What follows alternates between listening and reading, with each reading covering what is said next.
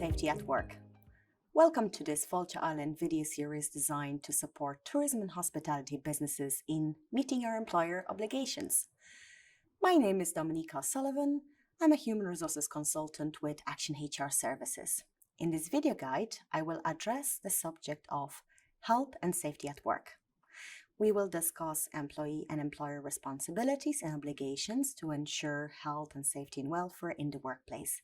In addressing this topic, we will look at an overview of the relevant legislation, refer to employee responsibilities, address employer responsibilities under the legislation, detail the training and record-keeping requirements, consider risks associated with non-compliance, and finish with some top tips to ensure your workplace is safe and records are correctly managed. Under common law, there is a general duty of care required by employers to their employees, which places the onus on employers to provide a safe place of work or work premises. In addition, the common law principle's vicarious liability means that employers are liable for their employees' actions and omissions which occur during the course of employment. This means employers must take all possible steps to remove and minimize the risks to health and safety incidents occurring in the workplace. Apart from the common law duty, there are two main pieces of legislation governing general health and safety and welfare in Ireland: the Safety, Health and Welfare at Work Act and the Safety, Health and Welfare at Work General Applications Regulations as amended. Health and safety laws apply to all employers, self-employed people, and all employees in the workplace. This includes volunteers, interns, and those on work experience. The Health and Safety Authority, HSA in short, is the state body responsible for ensuring health and safety and welfare of all those at work in Ireland. The HSA has a number of helpful industry-specific resources on their website.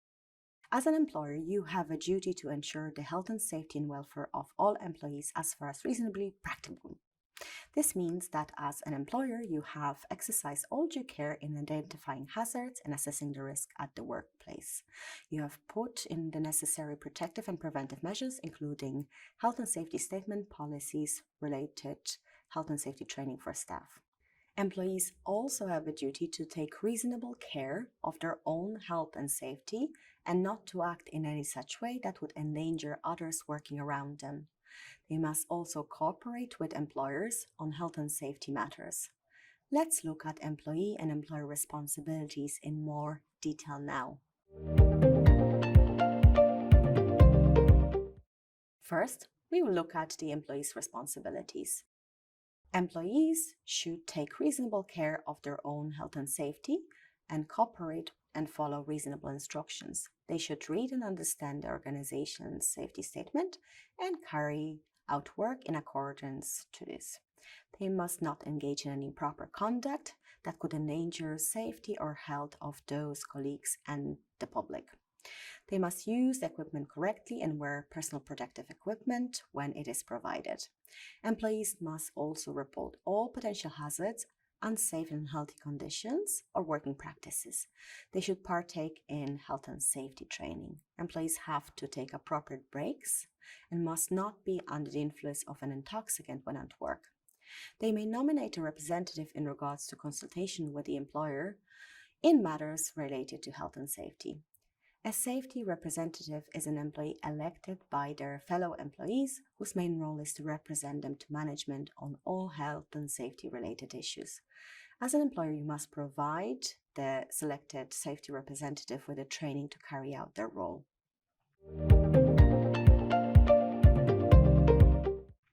As an employer, we're responsible for managing safety and health at work as far as reasonably practicable, to prevent accidents and ill health and ensure proper welfare facilities. It is best practice for businesses to appoint a named person to assume the role of health and safety officer and oversee the safety provisions in the workplace.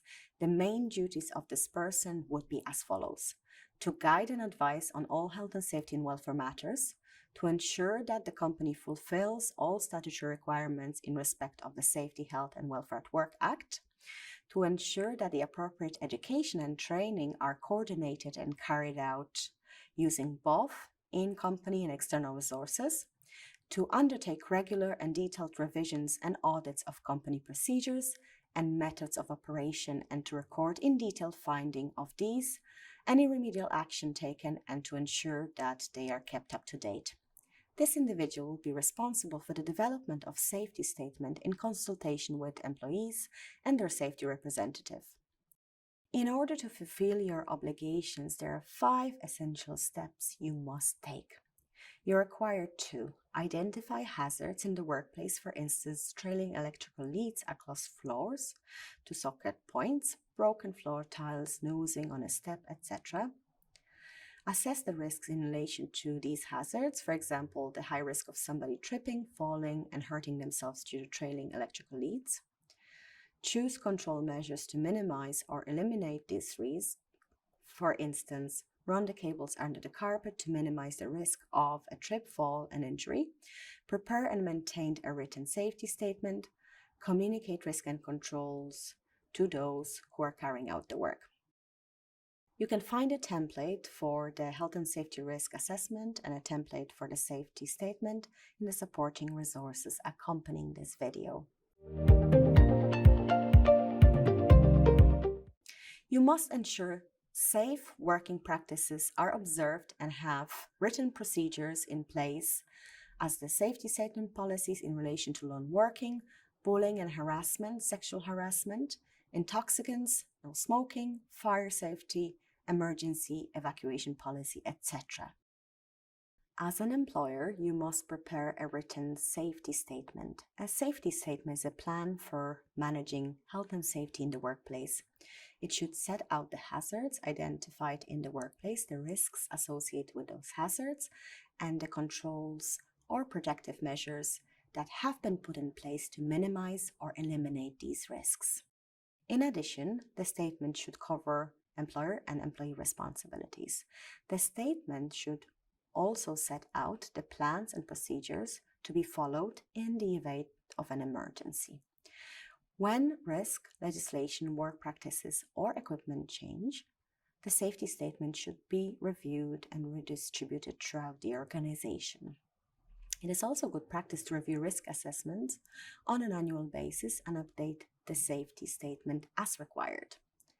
The safety statement should set out the names and job titles of persons with health and safety responsibilities. People with safety responsibilities are required to be competent. This means that this person must have sufficient training, knowledge, experience, and skills to carry out the task at hand.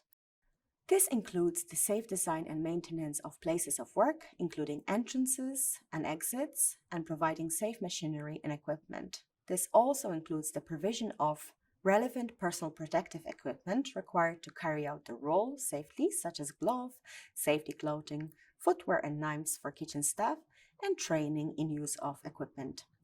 Equipment should be regularly checked and maintained by a qualified and certified practitioner, and a record maintained of this, for example, regular knife sharpening. Employers must also ensure work is managed in such a way as to ensure the safety, health, and welfare of your employees. This includes preventing any improper conduct or dangerous behavior likely to put safety, health, and welfare of employees at risk. For example, preventing workplace bullying and harassment. More specific details on these topics are addressed in a separate video of this suite. You must consult with your employees, your safety representative, or both on all matters related to health and safety, including preparation of the safety statement, and consider any representations made by them. Employers must bring the safety statement to the attention of all employees at least yearly. New employees, for instance, at induction, all other individuals exposed to risks, for example, contractors on site. The safety statement must be in an appropriate form, language, and manner likely to be understood, so consider having it translated as relevant, or to reflect the written language competency levels of employees where English is not their first language. A copy must be kept available at all places of work. You must provide and maintain adequate welfare facilities for employees, including drinking water, clean toilet facilities, warm hot water, and soap, and somewhere hygienic to eat. It is your responsibility to prepare and update emergency procedures to include having an evacuation plan with clearly labeled evacuation routes. This evacuation plan must be rehearsed, evaluated, and amended from learning acquired throughout rehearsals. Emergency evacuation training should take place at induction and then on a regular basis throughout employment. This training should be given to all employees, including part-time, casual, and temporary staff. Workplace accidents resulting in absences exceeding 3 days or dangerous occurrences such as explosions or serious fires must be reported to the Health and Safety Authority, or if a very serious incident occurs, call the authority's workplace contact unit.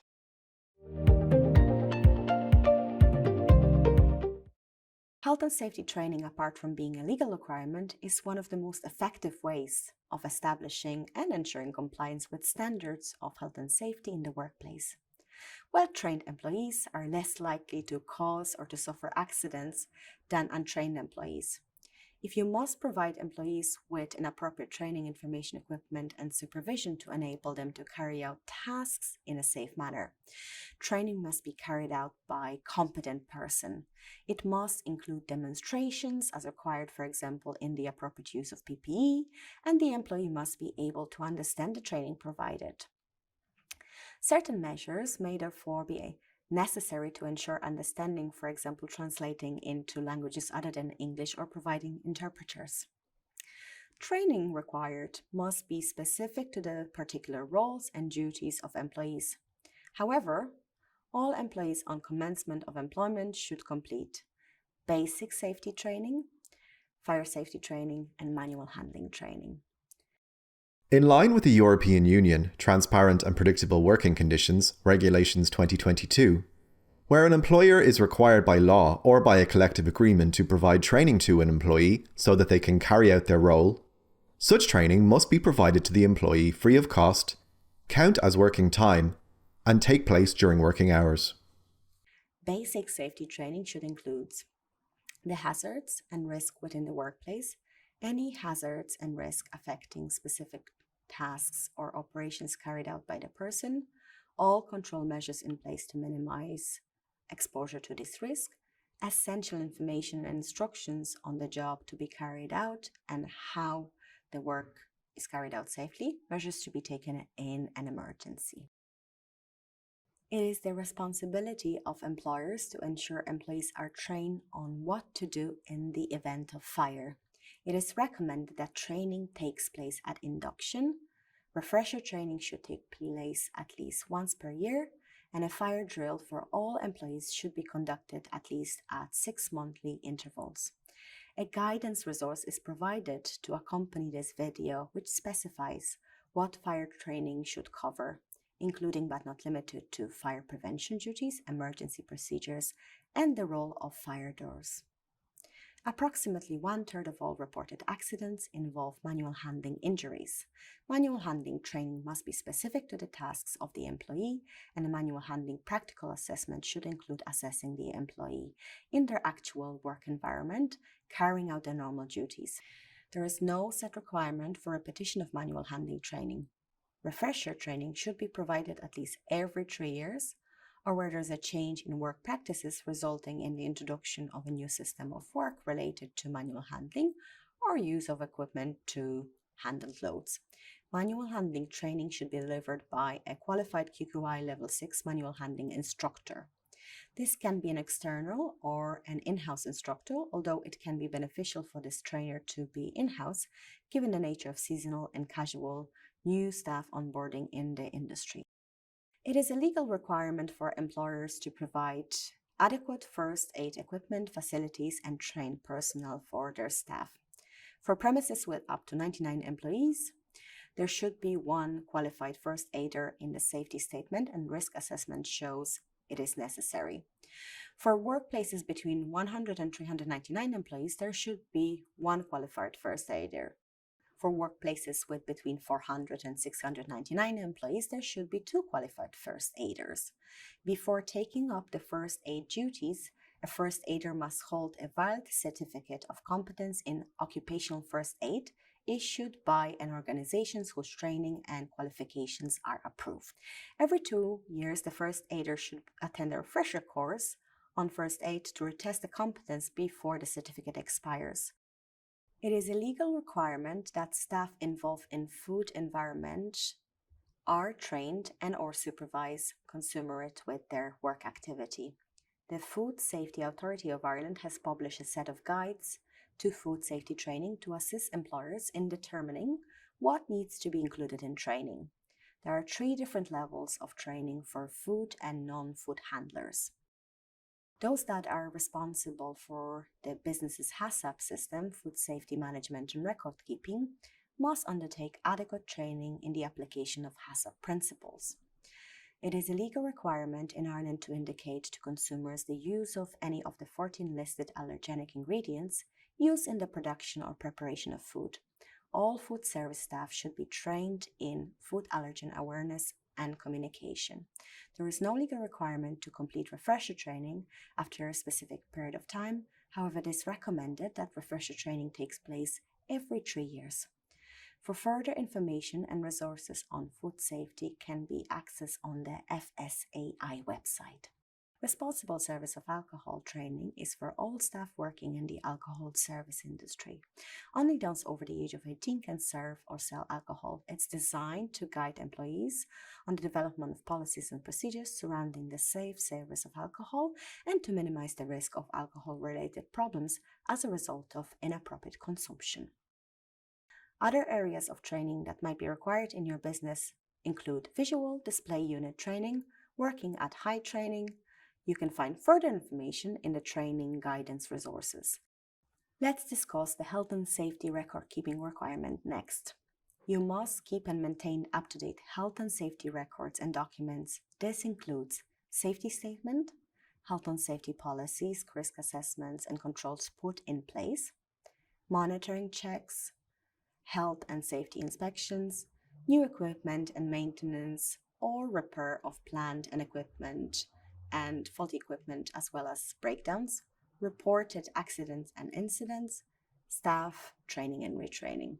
Training records should include the name of employees being trained, date of training and duration, training details and methods used, signature of trainer and employees to the effect that training has been carried out. Risks associated with the overall health and safety legislation and regulation non-compliance can include personal injury cases, HSA inspections, which may result in improvement enforcement on prohibition notices, prosecutions of director, as well as investigation and prosecutions in the Workplace Relations Commission or adjudications. Not to mention the negative effects this will have on your employer brand. Accidents and ill health cost businesses money in lost time, lost skills, insurance premium, and legal proceedings. Therefore, as an employer, you should ensure you meet your employer responsibilities in respect of health and safety. Proactively managing health and safety in your workplace will reduce accidents, increase safety awareness, reduce absenteeism, increase staff motivation and morale, and will save your business money. Make a commitment today to comply with your health and safety obligations. Log on to besmart.ie, which is an initiative run by HSA to support and assist businesses with managing health and safety in the workplace. It will guide you through the risk assessment process and will develop a safety statement for free for your business. In summary, it is critically important that you ensure compliance with health and safety legislation by engaging with the proactive management of health and safety at work through the development and maintenance of safety statement and conducting regular risk assessments, putting in place a program of measures to remove, minimize, and control risks, including provisions of appropriate PPE and safe systems of work to include schedule of property and equipment maintenance, provision of appropriate welfare facilities, prepare and update an emergency evacuation procedures, report accidents to HSA as required, provision of appropriate health and safety training and keep records of the same, maintain and up-to-date safety records and documents, assignment of health and safety responsibilities and roles to nominated managers and staff alongside appropriate training. Further information and guidance on how to fulfill your employer obligations is available in the other video resources in this suite.